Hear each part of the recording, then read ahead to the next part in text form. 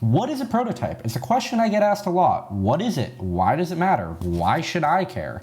Well, in the context of Apple, it means a lot. The engineering that goes into something as simple as AirPods is the same as what goes into something as complex as a MacBook. And it's a lot more than you'd think. There's several stages of iteration that occur within Apple. Generally, there's 4 that are the most well known. We have Proto Stages, which are the earliest of any hardware and rarely resemble anything close to final production.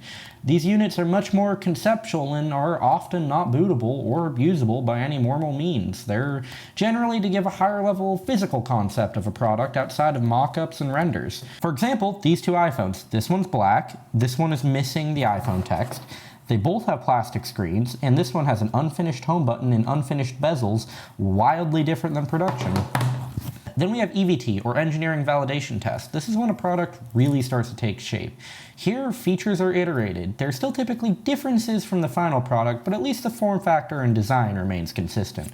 Here is an example of an EVT. There's an elongated SIM card tray to accommodate for a screw hole because there's no screws at the bottom of this iPhone 4. Additionally, we have a logo and text different from production, and noticeably a red camera.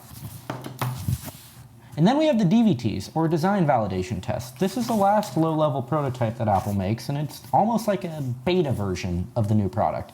DVT devices tend to be nearly the same as production, minus a few hardware differences. Noticeably, there are X's for the gigabyte, model number, and FCC IDs.